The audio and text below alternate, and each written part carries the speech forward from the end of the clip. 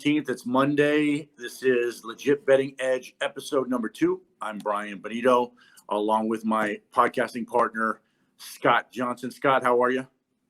Doing good. Excited about the 2 Monday night games tonight. Excited to talk about the weekend, what just happened, and another exciting week in football. Getting ready to go. Yeah, how are they going to find you on social media? They can find me on Twitter at ScojoAZSports. And I am on Instagram. I'm not posting a lot on there right now. I'm still working on getting my Instagram stuff up and running. But at ScojoPicks, that is where I am on Instagram. And ScojoPicks.com will be my website that is coming. My target date is November 1st. So November 1st, that should be dropping. If it's delayed or anything like that, I'll let everybody know. But that should be coming shortly. Very good. We're going to work on a YouTube channel for these podcasts, Legit Betting Edge YouTube channel. You can find me on Twitter at @my_bankroll. And that's all we're doing right now. I'll be working on some things I'll update as we go. I'm looking to just get this content out, shoot these videos, and just kind of build the following. That's my primary concern right now. Well, since we're here, let's go back over the weekend and just kind of review. Let's talk about what we did. Why don't you get us going there, Scott? Okay, yeah. So Saturday, I had a good day in college football. Went 7-2. If you saw our first episode, our first podcast, my dog was South Carolina. They did win outright, but it was a really good day for me on Saturday because I had a lot of small favorite dogs. So South Carolina, they were a small home favorite. Wake Forest was a small home favorite, and Arkansas was a small home favorite. So I was able to parlay those together. I played a 3-team parlay, and I also played a 4-team parlay along with Georgia, which Georgia didn't get that, but Tennessee, throwing 2 pick sixes and back-to-back drives, and then bringing in the backup, and then he throws a 3rd pick right away. Yeah, so that was pretty brutal. But everything else went really well for me on Saturday, so I had a good day there. The NFL just continues to be the NFL. Went 3-3, 3-4. I did make a live bet on the Rams game last night. The reason I did that, it was San Francisco had just scored. It was 21-6. There was 1:55 left in the first half. I thought, okay, the Rams, if they can get down there, maybe kick a field goal, maybe score a touchdown in 1:55. They also get the second half possession, to start the second half. If they could get down there and score again, they could cut that lead, maybe 21-10, 21-17, 21-14, somewhere around there. I thought it would be a ball game, but it didn't. They went 3 and out, and that live bet pretty much went down in flames. So went 3-4, and I'm looking at the bets. I could have went 5-2. I could have went 2-5. That's how close all those games were. So all in all, though, good weekend for me. So I'm happy with it. Yeah, well, Saturday, we went over this a little earlier. I think we both agreed South Carolina was a good play. We played that. My players got 2 plays, South Carolina, and they got the under in the Duke-NC State game. I'll tell you what, that game started out with a couple of block punts, run back for touchdowns, unusual, crazy stuff. And I'm like, what the heck is going on? But it did come in under, wind up getting that play of the day. I did post that on Twitter in a video, so we won that. With me, it's always less is more. I don't always put everything on Twitter, but what I do put on Twitter, I stand by. And, for you and I, what we talk about going into the weekend, things we were looking at Sunday, both Pennsylvania teams I had going there. And, Steelers handled the Browns. The Browns just didn't show up. They weren't ready. As far as the Eagles, listen, Carson Wentz threw some targeted balls early. His receivers just couldn't pick them up. They legitimately shouldn't have been down that far anyway. You got to love that they didn't quit. So it was spot on. They played well. And last 7 minutes of the fourth quarter, they came and closed it to all the way to 2. If they'd hit that 2-point conversion, it would have went to overtime. Listen, I was hoping they weren't going to get it, game over, whatever, done. Right. So all good there, but just disrespectful to Philadelphia to give them 10 points. This is a professional football team playing at home. It's just disrespectful, but that's what the public was doing there because of their 2 offensive linemen were out there, just pounded the Ravens and just kept pounding them. And so, it was a profitable weekend. It was good. And, a couple of things, went our way, a couple of bounces, and it's always just a little bit of luck there because there's turnovers and there's some crazy stuff. So I just got lucky. But, I'm fortunate and I feel good about it. Yeah, and in NFL, it's like I said, I've been saying that the margins are just so thin. Like I said, I could have been 2-5, I could have been 5-2. You're always learning about your handicaps. The Tennessee game, I saw a lot of people, Tennessee shouldn't have covered, but whatever. But I mean that, Tennessee gets the win there. I was on the Tennessee side, luckily, but I had the over in the New York. Washington game. I had the over in the Carolina Chicago game. In the Washington game, as you see, they went for 2. If they kick the field goal, 2020 going to overtime, I cover that. Right. And Teddy Bridgewater throws a pick on the first possession of the game, throws a pick on the last possession of the game. They get points out of those 2 possessions. That's that covers. So everything's so close. So the best you can do is just put your handicap together, go with what you believe, go with what you think. And in the end, hopefully you're on the right side. I did have Tampa Bay. I got them +2.5 at +105. That was just, I thought, too much value to pass up. I mean, I was going to stay off that game, but it didn't start real good for me. I mean, it started to look like Green Bay was going to have their way. And then after that, it was just all Tampa. Well, Winfield took a shot on Rodgers going in the end zone. I think that might affect him a little bit, that hit as Rodgers was running into the end zone, and it might affect his passing. He was a little off after that, and then he got timid at the end of the game, so the party was over for him. But remember, we said you might want to do a 6-point teaser on the Pennsylvania teams, Steelers and Philadelphia. Yeah, so that came in just pretty much on point.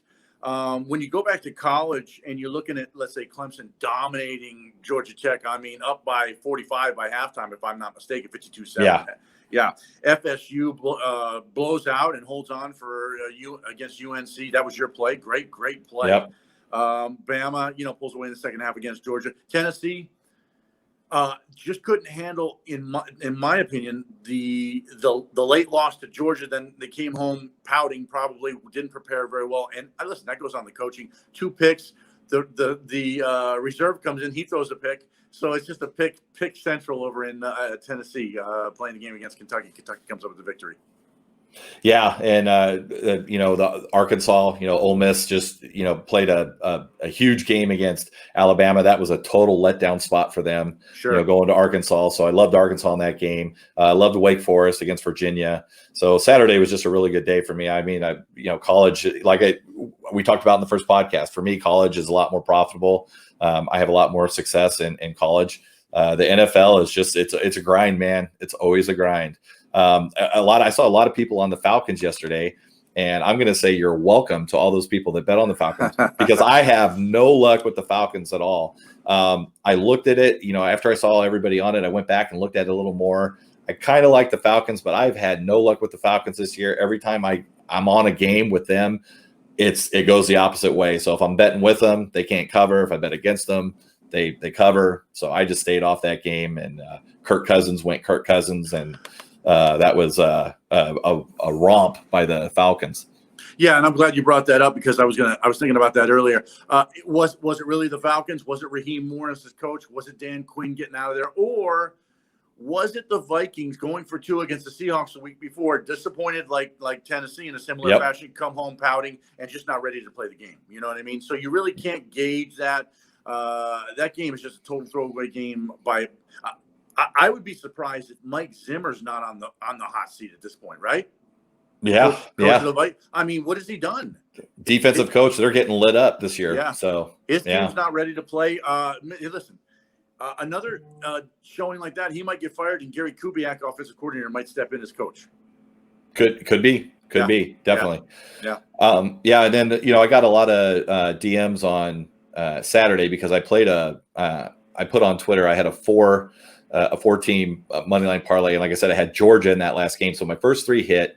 It was $100 investment. It was going to pay just over $2,400, and I was looking to hedge that. And a lot of people were asking me, about the hedge, and I'm not a big parlay guy for one. I don't play a lot of them, but when I see value, I'll play a 3 or 4 team money line parlay, especially if I can get dogs. Right. And the other thing about that was Georgia was the late game, and I really I played South Carolina, Wake Forest, and Arkansas together in a 3-teamer. I hit that one, and then I threw Georgia in a 4-teamer. And my thought behind that was, if I hit these first 3, I've got Georgia going into the late game. I don't know if Georgia can win that game, but if they can keep it close, there might be an opportunity to hedge at halftime. And that first half went perfect. Georgia's got the 24-17 lead. Unfortunately, they give up a field goal, go in up 24-20. If they don't give up that field goal, I think the line might have been, the money line on Alabama would have been maybe around 150, 160, money line minus there. But it ended up being the best I could find was minus 200. So I went ahead and laid 1,000 on Alabama in the second half on the money line. So I was going to guarantee, we're in this business to make money. So I was guaranteeing myself a profit. I was either going to make 400 or 1,400. So no matter what happened, it was going to be stress-free and there was going to be a profit there. I don't do that a lot, but I played that just for that reason, thinking this is going to be, a guaranteed profit. So that's why I did it. Absolutely. You have no choice. You got to hedge. You have to hedge regardless. If you got, generally speaking, college hoops, you'll do the same thing. Hate to have a late game on there, right? Hate to have a late game and wait on it. And then but if you do have to wait a couple hours for the game to begin, an hour, whatever it is, you got to hedge. You have to. Otherwise, you're cheating yourself out of potential. Yeah, it might win, but if it loses, you got to get the other side. You got to make some money. Exactly. So that's for the people that were DMing and asking me. That's why I did that. Because again, we're here to make money. So if I can guarantee a profit, I'm going to guarantee a profit. I'm never going to think twice about it. I'm not going to let it ride. I'm not going to let it roll. I'm not going to gamble. I don't want to gamble. I want to invest. I want to make money. So that's why I did that. Yeah, we gotta get a nine game streak going. Speaking of that, exactly. We gotta stack some chips, parlay that, and roll it. So let's move on. We got 2 Monday night games tonight. You know what? This schedule with these 2 games, just because of COVID, they should probably have 2 games every week on a Monday or because these are still like Thursday doesn't have the feel that Monday has. Can we agree on that? Yeah, no, I like the 2 Monday night game. I hate Thursday night football. I'm going to say it. I hate Thursday night. I very rarely ever bet on a Thursday night game. I don't like them. I think it's horrible. It's a horrible product. I don't like the Thursday night product at all, but the 2 Monday night games, I actually really do like. So, the teams can get rest. They're not, playing in 3 days and having to travel. So yeah, I really like the 2 Monday night games, and I maybe they'll look at it. Maybe that's something they'll go forward with, but yeah, I like it. Let's break them down. Let's start with KC at Buffalo line totals and everything. What are you thinking? What's happening? Well, I've got the current line up there at 5.5. I think KC opened at a 3.5 point favorite here. And a ton of the money is coming in on Kansas City now. Kansas City is one of those teams that is, a public cover team. Teams like, Kansas City in the NFL, Ohio State, Alabama in college. Those are public money favorites that can usually cover. But this game tonight, I'm looking at, 2 quarterbacks that love to throw the ball around the yard. And can they be patient enough? Can they make the right, plays tonight? And it's like the first team to 30 is going to win this game, or 35 tonight. I think it's just going to, I'm looking for a lot of offense in this game. Buffalo, I don't know if John Brown, I know he's still nursing that knee, but I think he's big for them because he can take the top off and he lets Diggs, work underneath. There's going to be weather tonight. There is rain, but there's no wind. So I don't think the rain's really going to affect either Josh Allen or Patrick Mahomes tonight. So I'm looking not at a side here, but the total.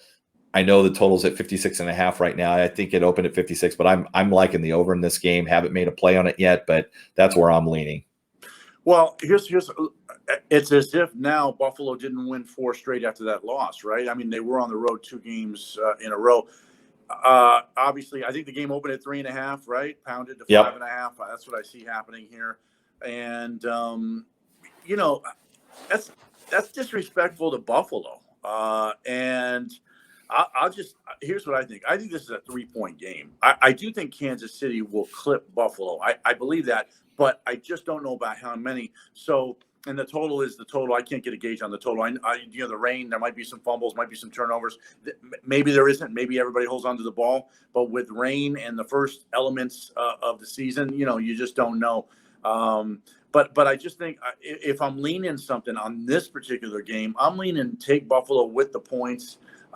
Even though 5.5 is that's quite a bit in Buffalo. Yep. Buffalo goes home. They're a capable team. They're pretty good with the football. They take care of it, and they were playing lights out until they headed into Tennessee. But that was the second of a back-to-back road game, and that's where I would go if I was going to bet the game. I'm not going to bet this game, but that's where my lean would be. Okay.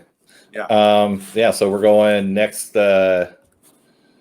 Next game's good. This is the current line. We got Arizona going into Dallas, and you're just talking about this is going to be Arizona's third road game in a row. So this is the third one in a row for them.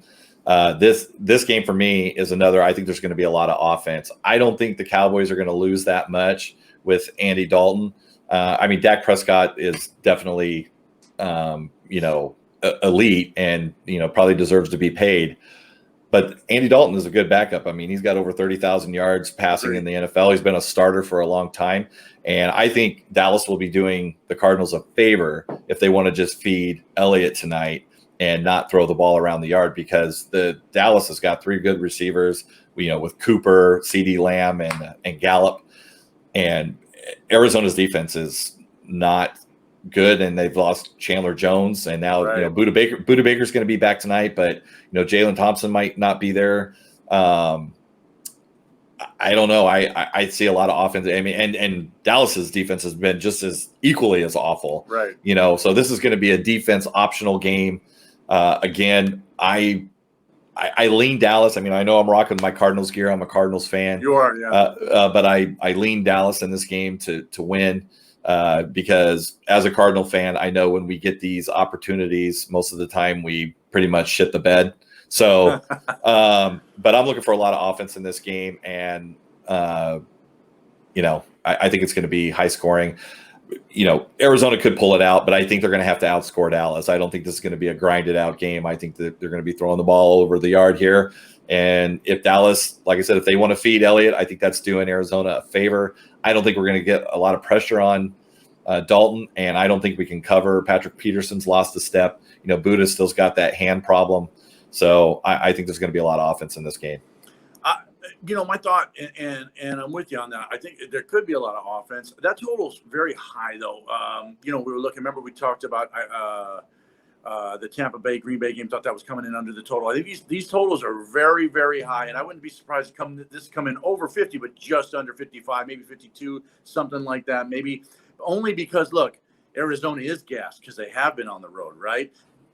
Dallas isn't going to be hitting on all cylinders because Andy Dalton doesn't have rhythm with the receivers in game situations yet. So I would look under the total if I was going to bet the total.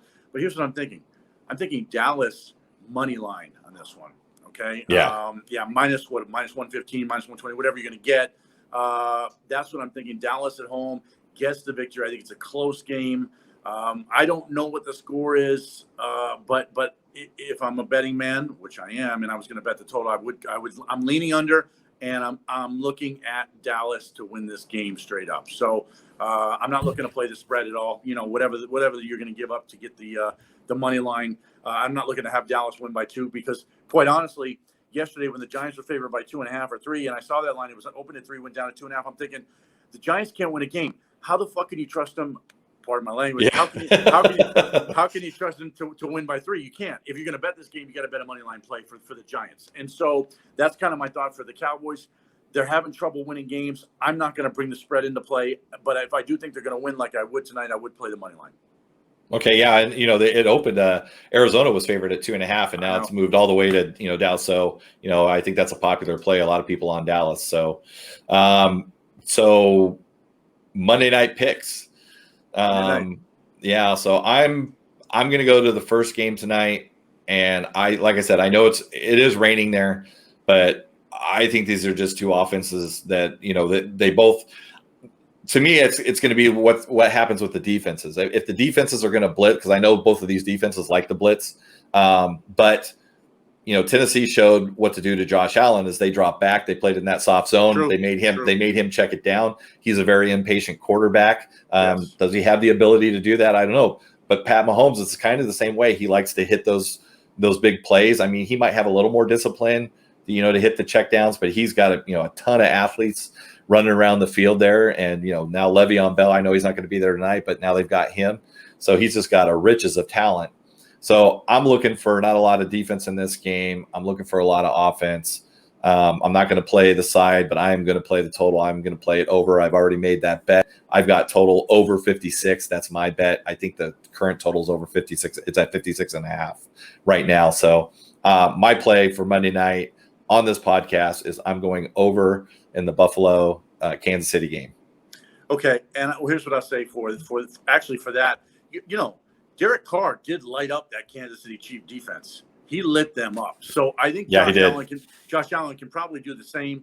And so I like that play. I'm not going to bet that game. We're going to go back to the Dallas game. Dallas minus 120 money line. That's going to be my play for this podcast, and that's where I'm rolling tonight. I don't bring the spread into play. Just play them to get the W, and I think they do that tonight in Dallas. Awesome. Okay. All so right, that's well, another successful podcast. So we'll get this going. We'll get this out to everybody, and looking forward to a lot of content and a lot of fun ahead. On that note, and it is a short one because it's Monday night and we're just doing a review. But we got that chat tonight with Mikey, and so we'll be doing that before the game as well, talking shop. And we appreciate you, Scott. How are they going to find you? They can go to my Twitter feed at Scojo AZ Sports, and like you just said, I suggest about a half hour before the Dallas Arizona game kicks off, we'll be on Twitter talking about the Dallas Arizona game. So find us on there, chat with us. We'll give you more of our thoughts. We should be closer to game time, see who's out, who's in. Right now, it's a little too early for that in both games, but we'll be chatting. And like I said, Instagram at Scojo Picks. And we are going to get a YouTube channel up right now. You can go to Scojo Picks on YouTube, subscribe there, and we will have a legit betting podcast on YouTube. We want to get subscribers there so we can go live, and then we can interact with people while we're doing this. That's the goal. That's where we want to get. So we appreciate everybody watching this. If you on Twitter, if you can retweet it, get our information. We're going to be doing a lot to get our stuff out also, but the more the merrier. Yeah, and let me just amplify that. Help us promote, retweet. Scott's going to put these links out, and then we would appreciate your help pushing this forward. We are going to get a YouTube channel going for this week. And what I wanted to say is this, throughout the day, I do look at these games over and over and over and over. And, you get insight the more you look at something. So if things change by the time chat starts, you want to be in that chat to get that new information. And so, and that's why it's always important to hang in and just stay tuned in, because it is very tough to win. And when you get a piece of information, a nugget, or you see something that is refined and it's going to swing the betting gods in your favor, you want to be there. Beyond that, you can find me at my_bankroll. Yeah, I was going to say one more thing, and then I didn't mean to cut you off there, Brian. So sorry, but I got a question for everybody out there that's watching this, and everybody on Twitter and Instagram or whatever. And if you know this rule, I would appreciate if there's officials out there or somebody that's an expert on the rules, if you can let me know. In the Tampa Bay game, the Aaron Rodgers play where he dove into the end zone, he took that big hit you were talking about, and his knee was down, but nobody had touched him, and he dove into the end zone, and he was hit after he crossed. I was flipping channels yesterday, so I don't know if they brought on Pereira to explain that. I didn't hear it. So what is the rule there? Why, if he wasn't touched, is he giving himself? What did they say? I don't. He didn't slide. He dove. So I'm confused. Gave himself up going forward. Is that what? Oh, okay. Gave himself up going forward. Because I've seen people like receivers catch a ball and roll into the end zone not being touched. So I was like, why is that not a touchdown? That made no sense to me. I was completely lost. So, okay. So the only thing I can think of is that it was a quarterback and he was diving. So maybe, he gave himself up and that was the rule. But I was just curious. Yeah. Heard Joe Buck say gave himself up diving forward or rolling forward. Yeah. So he quarterback's down. That's what I heard. So, okay. But yeah, anybody chime in. That's what I heard Joe Buck say. Moving forward, after the play was over, I think after the commercial. Again, find me at my_bankroll. But we appreciate you watching. That's it for today. We'll be back on Wednesday. Again, tune in tonight, and you can always reach me at my_bankroll. I'm on Twitter mostly. Send it out, and I'll get back to you. DM, shout out my name, whatever. Same thing for Scott. Scott, I appreciate you. This is episode 2 in the books, and we'll chat again soon.